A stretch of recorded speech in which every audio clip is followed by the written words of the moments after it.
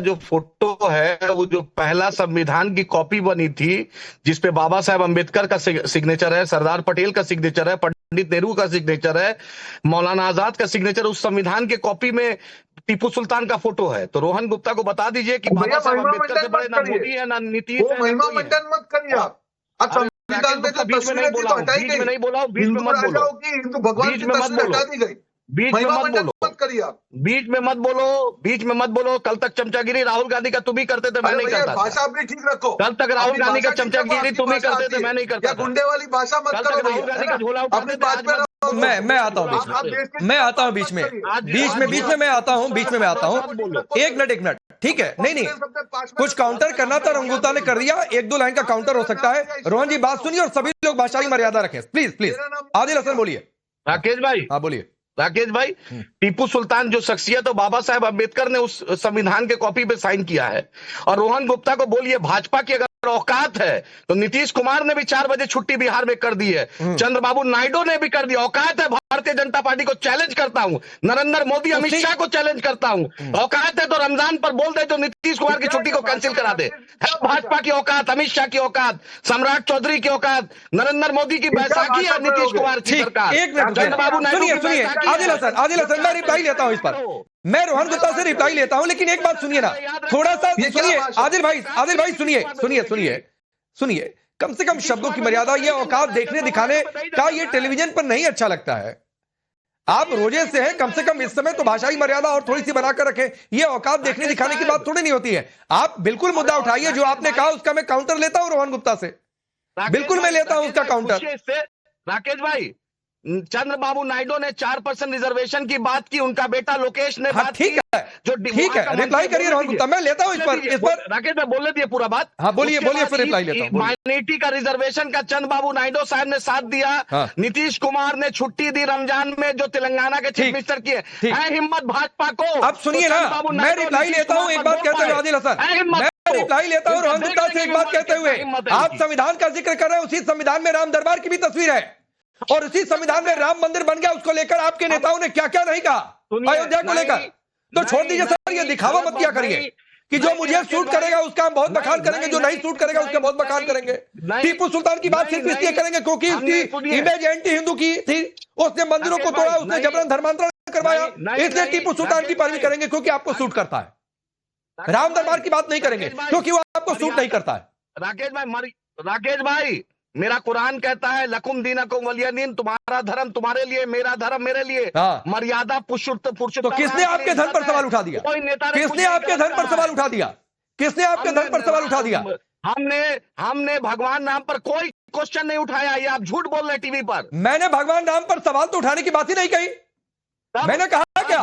मैंने तो कहा कि राम दरबार की तस्वीर है, और उन्हीं राम के मंदिर को लेकर आप लोगों ने क्या क्या कहा, अयोध्या को लेकर क्या क्या कहा। मैंने तो कहा ही नहीं कि आपने भगवान राम पर सवाल उठाया। तो गलत कोट अनकोट मत किया करिए, सही कोट अनकोट किया करिए आदिल भाई। चलिए रोहन गुप्ता रिप्लाई करिए, कुछ बातें इन्होंने कही है नीतीश कुमार और नायडू को लेकर। प्लीज, मैं आपकी बात का जवाब ले रहा हूं आदिल, प्लीज रोहन गुप्ता। राजेश जी, सबसे बड़ी चीज जो चेहरे से नफरत, जो भाषा है, हम डिबेट कर रहे हैं ना, आप देखिए तो सही, क्या नफरत छलक, ये क्या किया, देश की राजनीति है क्या ये? आप बात करिए ना ठीक से अपने मुद्दे पे। ये क्या भाषा है? बात उन्होंने कही तेलंगाना। मैं वापस कहना चाहूंगा, बिल्कुल अगर मुसलमानों को ऑप्शनल है, बिहार में दिया गया कि आप रमजान के समय पे जल्दी चलना चाहे तो छुट्टी अप्लाई कर सकते हैं। ऑर्डर नहीं, फरमान नहीं पास किया गया किसी एक धर्म के लिए।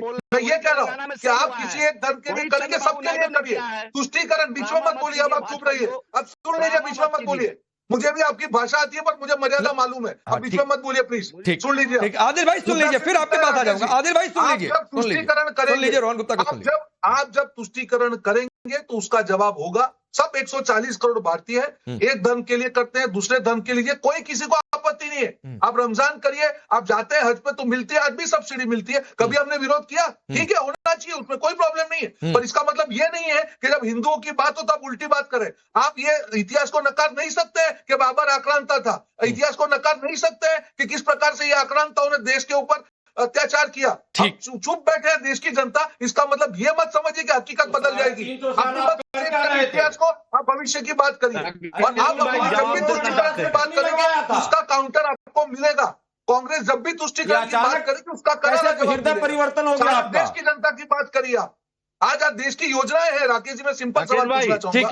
ठीक है, मैं जरा विवेक साइलेंस से भी एक टिप्पणी ले लूं, फिर आदिल और सरवर भाई आपके पास आते हैं। विवेक साइलेंस ने बोला नहीं है, एक बार उनकी बात हो जाए। आदिल भाई आता हूं, विवेक साइलेंस। सिर्फ एक मिनट। हाँ, अच्छा बोलिए, जल्दी अपनी बात पूरी करिए। सिर्फ मैं कहना चाह रहा हूं कि देश की जितनी भी बड़ी सरकार की योजना है, क्या उसमें किसी के अंदर कोई भेदभाव है क्या? आयुष्मान भारत योजना के कितने % लोग जो है मुसलमान समाज से? बिल्कुल सबका अधिकार है। ठीक। और ऐसा भी नहीं कि कोई ये लोग 4-5 लोग धर्म के जो आका बन जाएंगे और उनको वोट मिल जाएगा ना, बिल्कुल नहीं। ठीक बात। देश की जनता समझती है, मुसलमान भी समझता है, उनकी भलाई कहां पे। ठीक बात है। विवेक साइलेंस, एक और सीएम योगी भागवत की मुलाकात, जाहिर सी बात है 27 को लेकर चर्चा हुई, हिंदुत्व एकता को लेकर बातचीत हुई होगी, लेकिन दूसरी ओर मैं उस सबसे पहले आपसे जानना चाहता हूं, यह कहना कि बाबर औरंगजेब के समय हिंदू सबसे ज्यादा सम्मानित रहे, क्या आप इससे सहमत हैं? देखिए पांडे जी, मुझे रोहन गुप्ता जी की एक बात बहुत अच्छी लगी। उसको मैं अप्रिशिएट करता हूं। उन्होंने कहा है कि आज के युग में अभी जबकि देश तरक्की की तरफ बढ़ रहा है या बढ़ने की कोशिश कर रहा है, इसमें 500 साल पुरानी बात करने से कोई लाभ नहीं। ये अच्छी बात है कि मोहन भागवत जी और योगी जी की मुलाकात हुई। आपने अभी मंदिर तोड़ने की बात की कि औरंगजेब और बाबर ने बहुत मंदिर तोड़े हिंदुस्तान के अंदर आके, लेकिन मैं प्रधानमंत्री मोदी जी की जो कॉन्स्टिट्यूएंसी बनारस है वहां की बात रखना जरूर चाहूंगा। 134 मंदिर और शिवलिंग तोड़ के नालियों में फेंकने वाली सरकार, उसके बाद अगर कोई कैमरामैन हो तो भेज दीजिए बनारस के लंका थाने में, वहां पर शिवलिंग अभी भी जमीन पे ऐसे ही बिखरे पड़े हैं और शिव मंदिर का भी ये शनि मंदिर का भी मूर्ति वहां पड़ी हुई है। सुन लीजिए मेरी बात, खत्म हो जाने दीजिए। आपने अक्षय वट वृक्ष भी तोड़ दिया। माता अहिल्याबाई होलकर की आपने अभी देखी किस तरह से मूर्ति तोड़ी, उसके नीचे एक शिवलिंग भी था जिसको योगी आदित्यनाथ जी ने आज की डेट में बताया कि वो AI से बन के आया है। ब्रजेश पाठक डिप्टी सीएम क्या कर रहे हैं? वो तो योगी जी और उत्तर प्रदेश सरकार का किया गया महापाप धोने के प्रयास में है, क्योंकि उन्होंने कहा कि जिसने भी बाल बटुकों का शिखा खींच के उनको बर्बरता से मारा है उसको बहुत बड़ा पाप लगेगा, उसको श्राप लगेगा। इसीलिए लगता है कि आज ब्रजेश पाठक जी ने बाल बटुकों की पूजा करनी भी चालू कर दी है। देखिए, जहां तक मोहन भागवत जी का सवाल है तो अमित शाह जी ने क्या कहा कि अहमदाबाद में कि जो भी सरकार या जो भी व्यक्ति सनातन का विरोध करता है वो दोबारा सत्ता में नहीं आता, ये अमित शाह जी ने कहा है। और योगी जी कह रहे हैं कि दिल्ली की जो सरकार है वहां तो गैस चैम्बर बना हुआ है। करीब 1.5 मिनट तक मैं आपको नहीं बोला। मेरी एक आदत है, मुझे मेरे सवाल का जवाब मिल जाए तो मैं अगले 2 मिनट तक नहीं टोकता हूं, लेकिन 1.5 मिनट तक मैं इंतजार करता रहा कि आप मेरे सवाल का जवाब देंगे। बोलिए। उन्हीं अविमुक्तेश्वरानंद पर आप लोगों ने लाठियां बरसाई, वहीं बनारस दाल मंडी पर जाकर आपकी गाड़ी अटक जाती है। आपने कहा शिवलिंग, रुकिए ना, आप सुन लीजिए। आपने कहा शिवलिंग बिखरे हुए हैं तो आप बिखरता हुआ देख रहे थे, कितना शिवलिंग उठाकर लेकर चले आए, इतना सम्मान है। मैं फिर अपना सवाल दोहराता हूं और मुझे मेरे सवाल का जवाब दीजिएगा, फिर मैं आगे बढ़ूंगा। हाँ बोलिए। क्या आप इस बात से सहमत हैं कि बाबर औरंगजेब के समय हिंदू सबसे ज्यादा सम्मानित रहे, हाँ या ना? नहीं, मुझे पता है पांडे जी, राकेश पांडे जी, कि आप सिर्फ जो है ना जहरीले और खतरनाक सवाल जिससे देश में अराजकता बढ़े, इस तरह की चीजें हो, लोगों में आपस में मारकाट हो, अराजकता बढ़ती है। सवाल ही आपके सवालों से अराजकता बढ़ती है। और आप क्या करते हैं बैठ के? नेताओं के बयानों से अराजकता नहीं बढ़ती है।